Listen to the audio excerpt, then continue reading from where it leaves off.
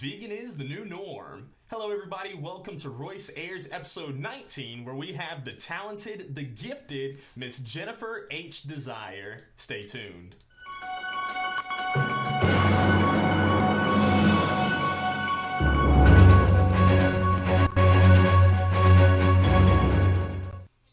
Hello everybody, I hope that you're having a wonderful Thursday, fantastic Thursday actually.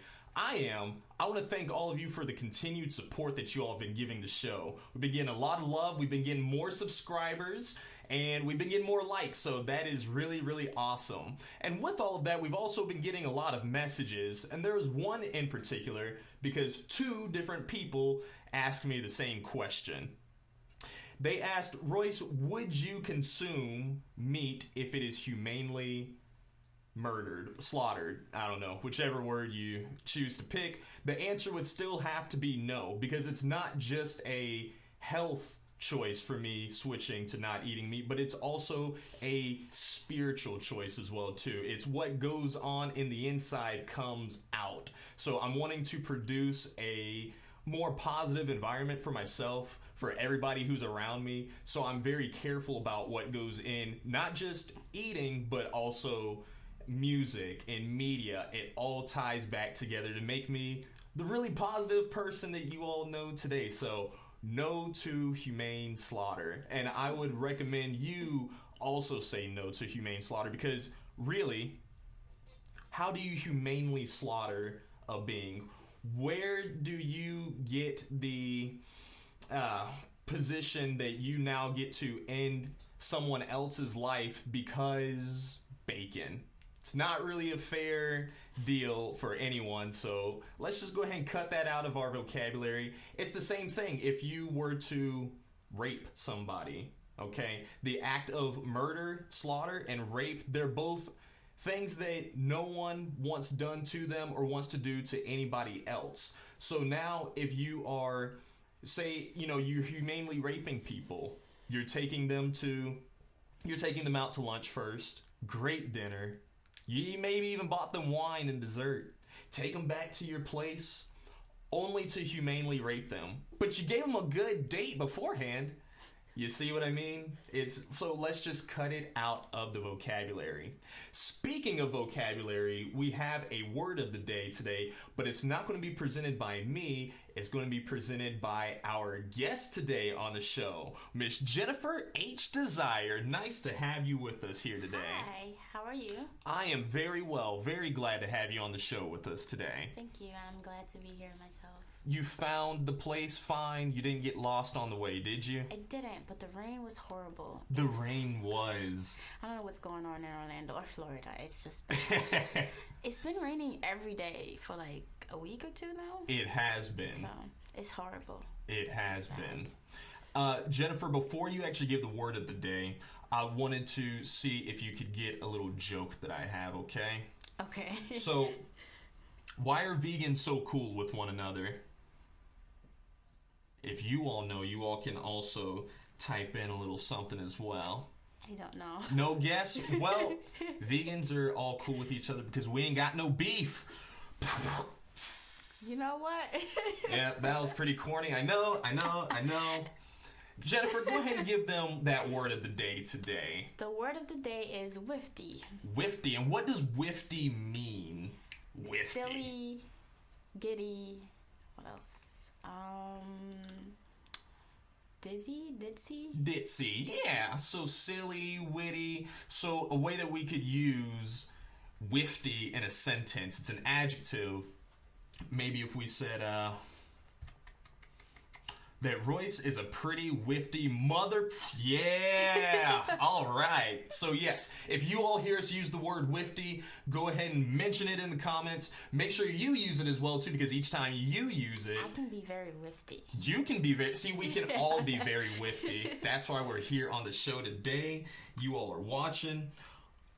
Oh man, John, Sarah, you quit your job to come and be with us today. I appreciate it, man.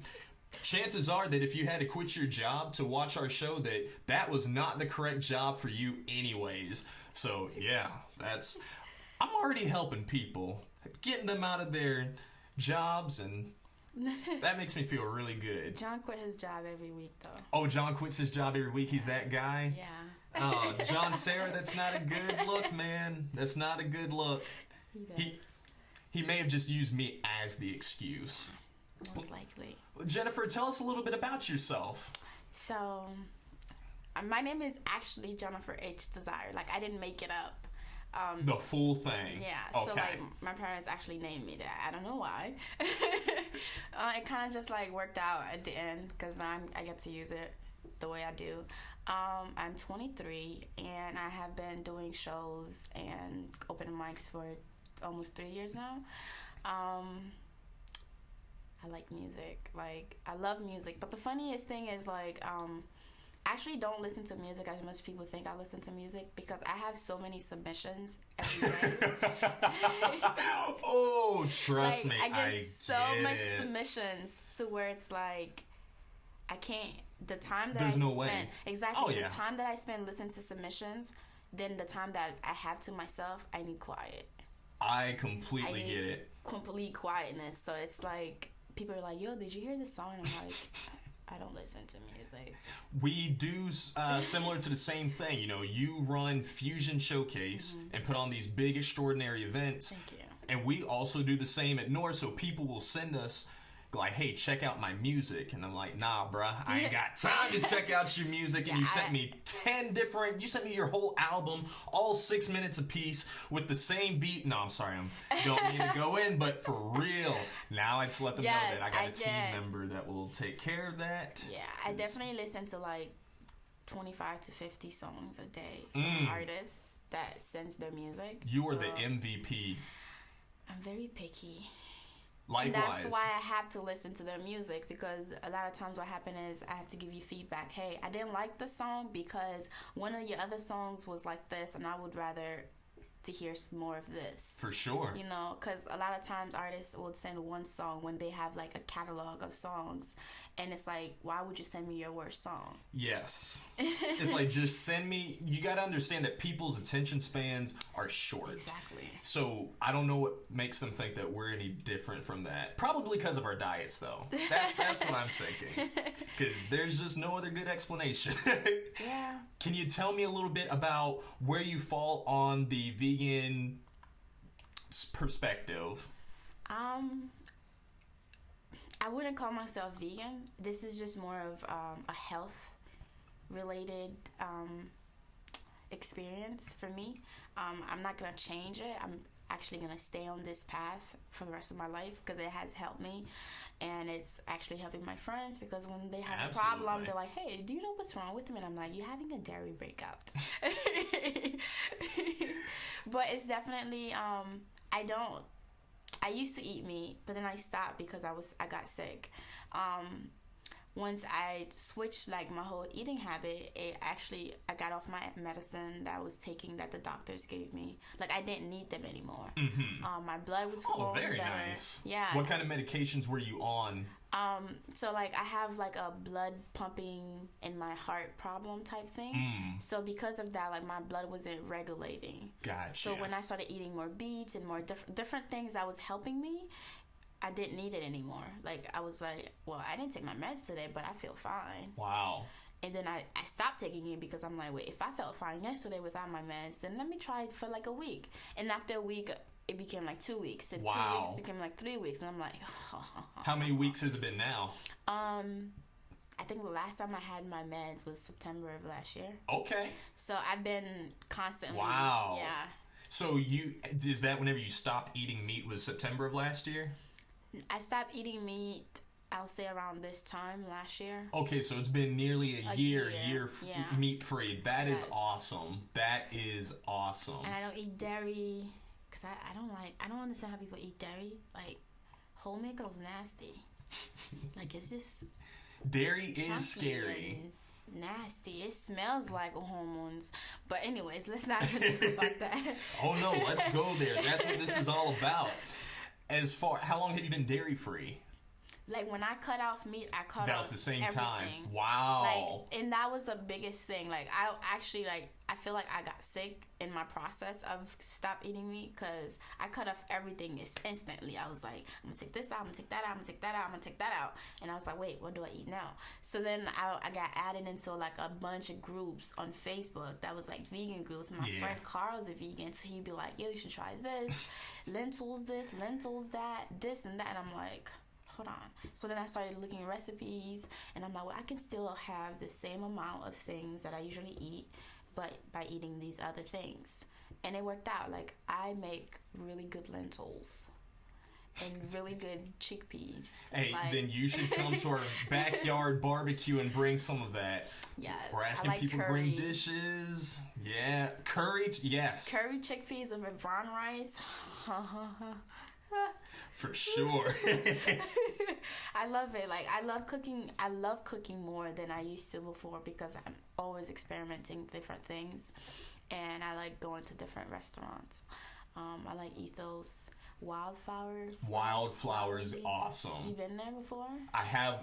There's a young lady who comes to my public speaking workshop, and she'll bring us some of the food sometimes, and it makes me want to go. Just haven't gotten around to it yet. They have chicken and waffles. I want it.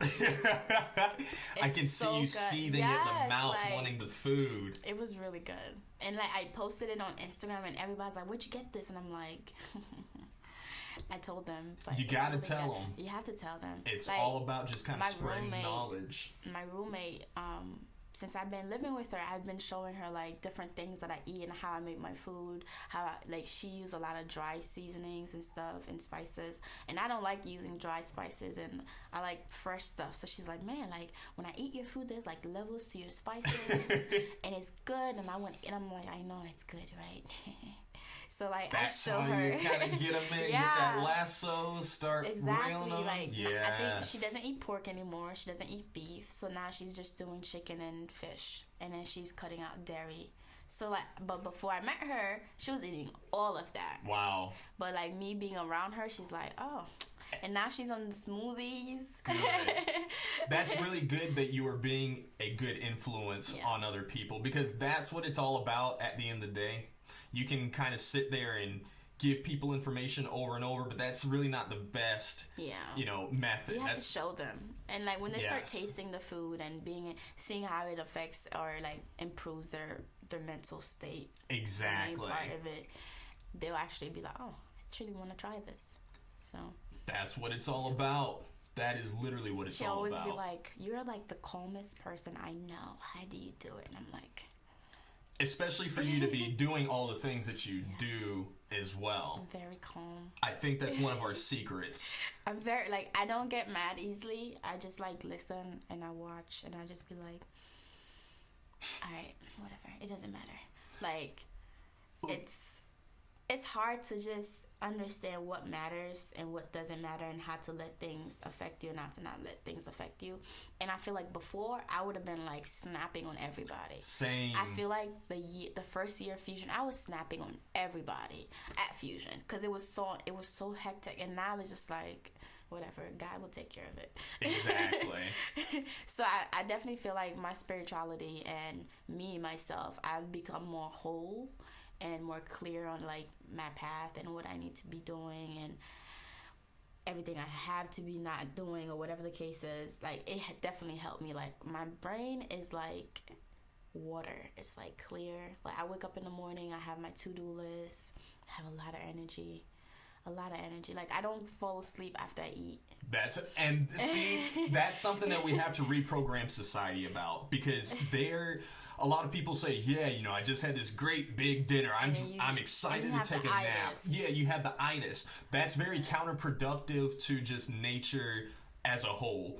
You're not eating food to lose energy. Exactly. Okay? Food is supposed to make you energized and make you like ready to go and give you more sources of whatever that you was eating. Mm-hmm. But a lot of times we eat so much crap, it's like, I'm tired now, I'm gonna go to sleep because we're so full. Yes. And the food is just bearing on our bodies. Very bearing. I think it's so bearing that if you look at it physically, that energy cannot be created or destroyed only transferred. So now, if you're taking the energy of, you just killed this cow, okay? But before it died, it was tortured, it was sad, it was miserable, had its baby taken away from it, you know, it's just in a lot of pain. But now you're putting that in, it makes sense whenever a lot of people will tell me about some of the different issues that they have in life. And I've gotten to a point now where I just ask people, well, what did you have for lunch yesterday? And then some of them who, you know, if they've come to me about it multiple times, they go like, I know, I'm trying to cut it out, or, you know, and I just let everybody on their own take care of it. But I do like to just kind of give them reminders about that it's really not just about them. And that was something I wanted to kind of ask you about. I know we talked about it a little bit before the show, but so what all have you gotten to speak to other vegans about why they are vegan? Not really. I actually never did any research on the whole vegan thing prior to me doing my switch. I just went, like, I was like, you know what, this is what's going to be best for me. And I went and I started doing it. Wow. I never spoke to anybody about it. I just started doing research on, like, what would benefit me more, like what fruits and what vegetables and what to add to my food, what vitamins to take. Yes. Because one of the things that happened was I was cutting out so much things out of my diet, and I didn't realize that I needed to eat so much more of certain things to get the things that I was getting through the other things I was not eating, or whatever the case was. So I started breaking out in hives, which was crazy, and I didn't know what it was, and it was on me for like weeks. And I'm like, I don't know what it is. So I started looking up, like, I just went vegan, and this is what happened. And the lady told me about this pill to take. It was all natural. I think it's called listening. I forgot what it's called. But I started taking it. I guess I had to take that thing to make sure that I was getting enough of something that I'm not usually eating. For sure. So I feel like if I was to talk to somebody that was vegan, it would have made it more clear to me, like, what I should be eating more of and what I should not be eating more of, because I was just like, I'm just going to cut all meats off and all dairy because I feel like it doesn't benefit me. And it's a lot more to it. I feel like if I was more educated on what to eat and what not to eat, a lot of things wouldn't have happened, like me getting the hives and me getting sick or whatever the case is. But some people feel like they know everything, so you don't want to ask anybody. Trust me, I understand. And it really is about just kind of educating yourself with it. And there's no shame in it, because this is a very new lifestyle for a lot of people. Most people on this planet, period. You know, even just here in the United States, plant-based people are now at almost 6%. So, you know, that's such a little part of the population, but it's interesting because that 6% has really sprang within the last 5 years. You know, before it was 1%.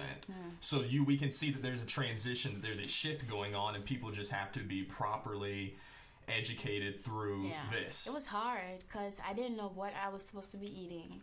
Or what what to get to replace, like what fruit and vegetable to eat to replace these things. And then people started telling me that I can actually make chicken, and I'm like, how do I make chicken with an eggplant? Or like, how does that even... Or have you had any cauliflower wings, whether they're fried or barbecued? You haven't? No. So there's a lady who's going to be bringing some to our vegan barbecue, and that's literally the reason why I keep talking about the barbecue, because I am so excited for those things. Whenever you can find somebody who makes some good vegan cauliflower, fried or barbecued, whatever, that's one of the things that I'll give to people who are not vegan, and they don't know the difference. I don't have any like chicken back whatever. I don't think about it. It's just more of like, I can make that with that. Have you gotten that question from people about, well, do you miss the meat? Yeah, I get the question all the time. Like, do you miss this? Do you miss that? It's not even about missing it. Like, discipline is a big part of being in that lifestyle. Like, you have to be really disciplined because, like, a lot of these restaurants they don't have the options. And if you're around people that aren't vegan, and it's like, man, you know, you can just have a piece today, and I'm like, I'm gonna regret it tonight. So it's just like, they ask me if I miss it, and I'd be like, actually, no. Yeah, what it takes, like if you were to try to like get out of it, what it takes to get back to the rhythm of it is just so much more, and you're gonna get sick because you haven't been eating something for such a long time, and then when you start eating it, it gets you sick. See, my brother Rolls, he agrees with me. He says, yo, that buffalo cauliflower is amaze balls. Thank you, Rolls. Oh, a 500% increase on being vegan since 2014, so that's pretty incredible. And Rolls did verify that 6% is a large increase. Is Rolls vegan? Rolls, are you vegan? Jennifer H. Desire is asking you. So whenever you answer that question, I got you. I know a lot of people that like either transitioned or like that I know used to like be vegan. Like I cook a lot, and my friends will always ask me to cook, and that's the other thing. Like I don't mind cooking meat. Like, it doesn't bother me. Because I know, like, a lot of vegans are like, no, I'm not touching it. I won't. Personally, because of... I believe that health is one of the first steps in the whole vegan thing. And if you... That's a great, fantastic start, honestly. Because, we've got you on the non-killing team. Yeah. So you're saving a lot of lives of animals just across the board with eliminating it from your diet. I like to say that peace begins on your plate. The next steps, because it becomes an environmental issue. Yeah, that's true. If we continue to consume, not just eating, but some of the ways that we're slaughtering cows and different animals for the commodification, for using them for shoes and purses, handbags, a lot of these things, it's a big energy waste on the environment, and we tend to be very sloppy with it, throwing plastics and all the other byproducts with it. Just it ends up in the oceans. People end up sick whenever they're eating different seafood, like, oh, how did that happen? Your mercury level's really high. You shouldn't be putting that in your body, but it's just a full circle thing. So eating it is one thing, but also what it does for everybody else. I don't want to be that person who has to explain to my grandchildren that, the world was a really good place. Whenever I was on it, I'm sorry that, we left a big mess for you, because it seems irresponsible, honestly. And one thing that I really do have to commend you about, and Rolls, he said he's almost there, all caps. So Rolls, thank you, man. Like, keep doing it. I'm here for you if you ever need help. But seeing young black people do it with me, because I feel very alone, especially whenever I first started 2.5 years ago. My family, none of them are on board. Well, yeah, like I'm Haitian, so we eat meat every day. We all eat rice, the time. We eat everything. Like for dessert, if I can throw it in there. Breakfast, meat. It's like we eat like heavy breakfast. So like our breakfast consists of like eggs, boiled plantains, and like sausages and all types of stuff. So like when I was becoming vegan, and my dad doesn't eat meat either, but he hasn't been eating meat since I've known my dad. Wow. And my dad, if everybody knows my dad, like I always talk about him on social media, he's like the same size as me. Like he never ages. Like that's one of the beautiful parts about it. He does not age, and it's just like, how are you looking like this? So like with him, he was like, okay, I don't care. Like I don't eat meat, so it doesn't affect me. But it's like my brother eats meat, my mom eats meat, so it's weird, like cooking for me and then having to cook for them. I get it, and that's why I don't do it. Only because now I've been doing this thing so long, and I try to make sure that all of my core values align. That's one of the biggest things about it, is that I'm not for torturing or killing or hurting anybody. Like if I saw somebody fighting you on the street, I would go and try to break it up. And same thing, even if it was like your pet or a dog, if they're sitting there like kicking your dog, punching them, like that's messed up. And even if they're doing the same thing to a cow or a pig, because what's the difference between them? Seriously, we put our human our biases on it and say, well, dog's a pet, cat's a pet, but pig and cow, they're not. But realistically, there are a lot of people who do have pigs now as pets, and I keep seeing all the little Facebook videos about it. pet pigs. And they're very cute. It's different for this side because even on the other side of the world, they think that, you know, that us eating cows and pigs is disgusting and weird, but we think that them eating dogs and cats is the most vile thing we've ever seen. But it's kind of like, really, I feel as though it's looking in a mirror. You know, they're doing the same thing, just differently to show you the atrocities. Once we start to kind of fix ourselves over here, people always talk about, what about them on the other side of the world? I have to focus on people who are around me first.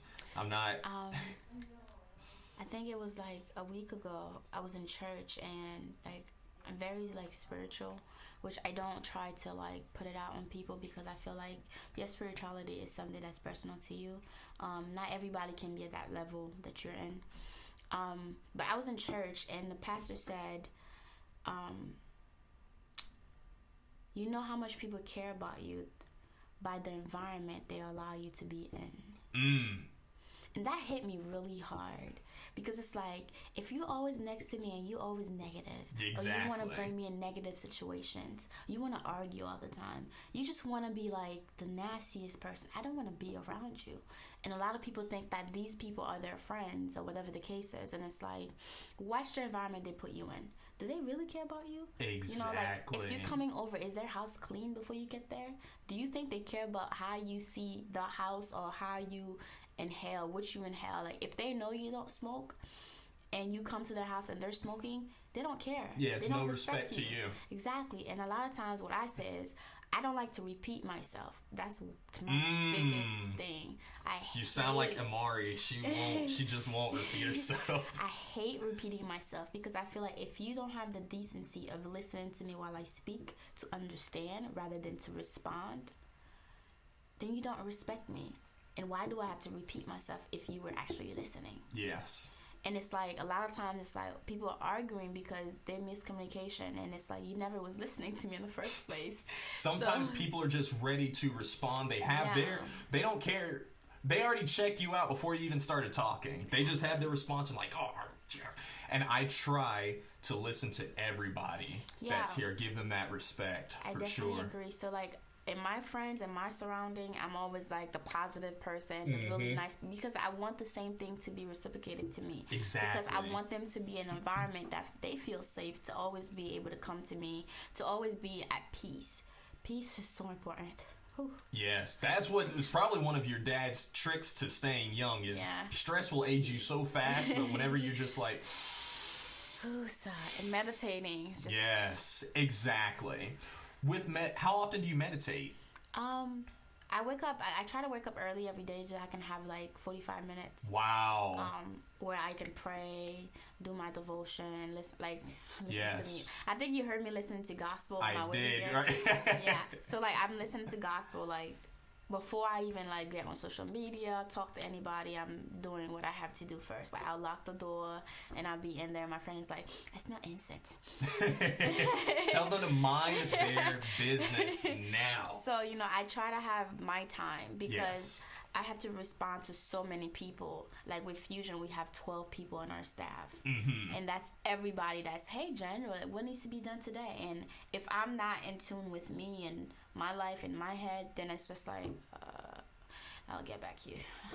I get it. Same thing with me. If I'm not feeling right, then it's very hard for me to respond back to people. So. Sometimes it almost feels like a test because whenever I do respond to that person who sometimes I may have been avoiding for, you know, a few hours or days or something, but it just feels like a big block has been lifted and that, you know, life is now moving forward once again. I think it's definitely, like, a lot of people always say, hey, man, like, Jennifer never responded to me.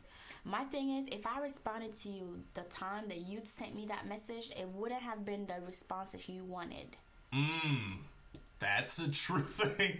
Sometimes you gotta let it go through filters and think on it. And think on it because it's like, maybe you text me this when I was going through something that was really hard. So now if I respond based on the emotions that I'm feeling right now, it might not be what I actually meant to say. I'm just responding based on my feelings, my emotions during that time.